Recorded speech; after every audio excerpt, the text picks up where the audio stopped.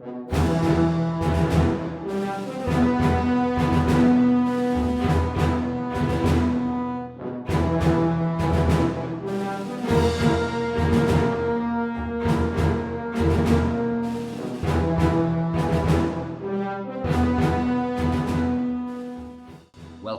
In this video, we're going to embark on a historical journey to understand one of the most devastating conflicts in human history, World War I.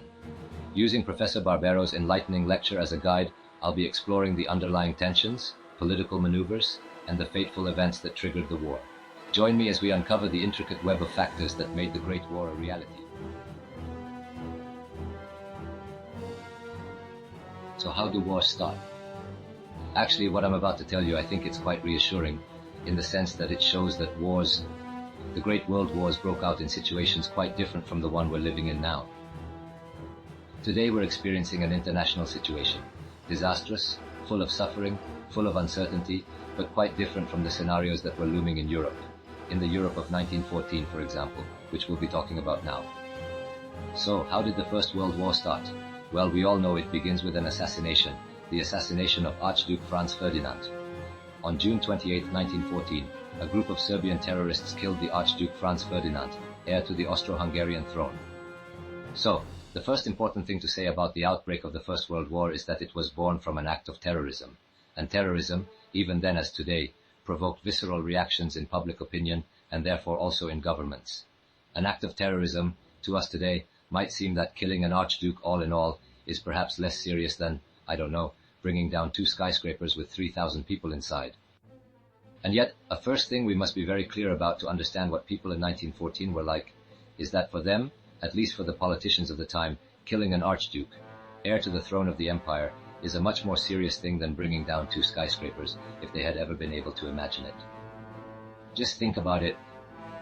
The Austro-Hungarian Empire was a great power. It was still a great power, weakened in crisis, but it was one of the few great world powers. Emperor Franz Joseph ruled over the Austro-Hungarian Empire. Emperor Franz Joseph was 84 years old, which means he would die very soon. Nobody knew when, but it was certain that he would die very soon. Franz Joseph had reigned over the Austrian Empire for time immemorial, for 66 years. He would die very soon, everyone knew it. In fact, he died in December 1916, a year and a half later. We know this. And when Franz Joseph died, Archduke Franz Ferdinand would become the sovereign of one of the great world powers for his entire life. You understand that killing him changes the scenario quite a bit. It's not like killing the President of the United States, who is replaced every 4 years. Here they killed someone who would have helped govern the world for his entire life. So the assassination is extremely serious. It's an act of terrorism of enormous gravity, and it has foreign complicity. Here we must remember, I will repeat this phrase very often, we must remember. I apologize, but it's not so simple to explain how a war starts. There are a whole series of connections. The first focus, Sarajevo. Why Sarajevo? Sarajevo is in Bosnia, and Bosnia was then, as it is in our time, a delicate place. Even then, Bosnia was a place where there was an ethnic mix, a mix of ethnic groups hostile to each other. Bosnia has been occupied by Austria-Hungary for a few years now, and some of the inhabitants are happy. The Croat population, for example.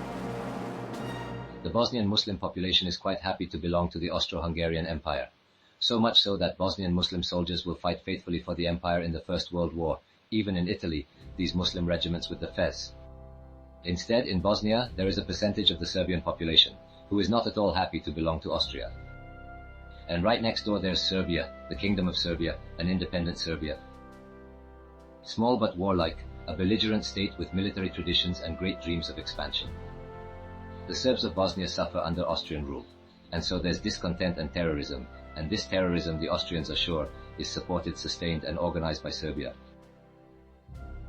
That this assassination, in which the Archduke and his wife were killed, was organized in Serbia, with complicity in the Serbian government and army, the Austrians were certain of this, from the very first day. And by the way, it was true. It would come out in the investigations, there's no doubt there was this complicity in Serbia. And so, Austria is determined to punish Serbia. Here you must make the effort to think not of Austria and Serbia as forgotten states, as if no one remembers them anymore. Here we have the rogue state, organizing terrorism abroad. And here we have the victim of the terrorist attack determined to punish the rogue state. In Austria, there's a wave of mass indignation. The crowds are in the streets shouting, "Serbia must die." In German, it even rhymes, "Serben must herben." However, there's a problem. Serbia has a great friend, a great protector, Russia, the Russia of Tsar Nicholas II. The friendship between Serbia and Russia is an obvious fact of European geography, and it remains true even today. Russia is a Slavic Orthodox power. The Serbs are Slavic and Orthodox. Even during the Yugoslav wars of the 1990s, Russia supported Serbia. Let's broaden the discussion for a moment. Serbia has a great friend, Russia. Everyone in that world of 1914 was trying to have friends, allies. The weight of alliances is a fundamental aspect to understand how we slipped into the World War. That wasn't a world of blocks. Well, maybe ours isn't anymore either, but we all remember when the world was divided into two blocks, and nothing happened outside of those two blocks. The world of 1914 wasn't like that. It was a world of great and small powers. Which were the great powers? England, Germany, France, Russia, Austria, Hungary. Then, as a courtesy, Italy was usually included, the last of the great powers with a bit of an effort. And then there were the small powers, also warlike, nationalist, and aggressive. Serbia, Romania, Belgium, and so on. They weren't divided into blocks. Everyone thought for themselves. It was an era in which nationalism was at its peak. Every country believed it had the duty to think for itself. That's what an Italian politician, Prime Minister Salandra, defined in those very days as sacred selfishness. However, if one has to think for oneself, one must also try to have allies, because alone one ends up badly. So everyone tries to have alliances for their own safety. Serbia is an ally of Russia. The Austrians think that ultimately the world will understand. Serbia is evidently a rogue state that organized terrorism. It must be punished for everyone's safety. But the doubt arises that perhaps if Austria attacks Serbia, the Russians could intervene. But Austria also has a powerful friend. More powerful than her because Austria is a great empire in decline. All things considered, almost everyone suspects it is in decline. And instead, Austria has a very powerful friend which is becoming the greatest world power, Germany. Kaiser Wilhelm's Germany, do you remember Wilhelm? With the handlebar mustache, the spiked helmet. But beyond the Kaiser, who is a somewhat comical figure, Germany is a very great power. It has the strongest army in the world. And it is building the strongest industry in the world. Indeed, it has already become the largest industrial power in the world. It has already surpassed England. Austria is an ally of Germany, with an alliance that commits the two states to help each other if one of them is attacked. To tell the truth, the alliance would also include Italy. In fact, it is not called the Triple Alliance for nothing. However, in those days of 1914, it was clear that no one believed in Italy. The Austrians don't believe that if they go to war, Italy will come to help them. They rule this out a priori. And in fact, they are right. Italy, in the name of sacred selfishness, decides to stay out for the moment. But there is Germany. Austria has enough sense to know that before it can do anything against Serbia, it needs to know what the Germans think. On July 3rd, there is the funeral of Franz Ferdinand. The next day, July 4th, the Emperor, the old Emperor Franz Joseph, wrote to Kaiser Wilhelm telling him, "Well, this letter from the Emperor of Austria is very interesting.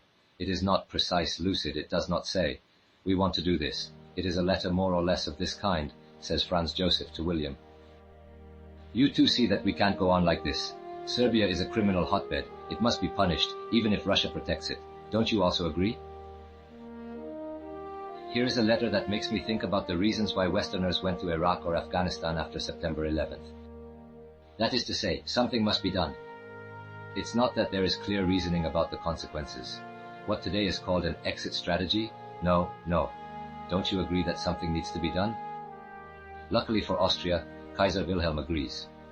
When the news of the Sarajevo attack reached him, the Kaiser noted in the telegram, "It really is time to make a clean sweep of the Serbs." Consequently, on July 5th, the German Kaiser responded to his Austrian colleague by telling him, "Go ahead, don't worry. If Russia were to interfere, Germany is with you." But the Kaiser also added, "But really, don't worry. The Russians will not have the courage to interfere. We are sure Russia will keep out." It's the first bet. The story we are telling is a story of bets, one after the other, all wrong. And so to speak, wars break out. Not because anyone wants them. No one ever wants war. At least world war. No one ever wants it. Wars break out because someone makes a bad bet. I will pause for a moment longer on this assurance that the German Kaiser makes to his Austrian colleague. Go ahead, we are with you, don't worry. It's an insurance that historians later called the blank check. How was this blank check given? Germany is already a parliamentary country, there are parties, parliament, free elections. The Kaiser didn't listen to anyone, he wrote, before even consulting anyone, to his colleague the Emperor of Austria, saying go ahead, don't worry. Then the Kaiser heard from someone. Who? Parliament, but not even in the slightest. He heard the Chancellor, the Prime Minister in other words. He heard from the Commander-in-Chief of the Army, General von Moltke. And General von Moltke told him, if a war breaks out, we are ready. And then, this is interesting, who has heard from Kaiser Wilhelm yet? He heard Alfred Krupp, the great arms industrialist. Krupp is the largest arms factory in the world, the Kaiser. He felt the duty to consult the industrialist Krupp. If ever a war were to break out, the Krupp Industries are ready? And Alfred Krupp reassured him Krupp Industries is ready. However, they are sure that war will not break out, so much so that the Kaiser, after sending his telegram, boards his yacht and goes on a cruise in the Baltic. It's July, people want to go on holiday, and even the Kaiser is going on holiday.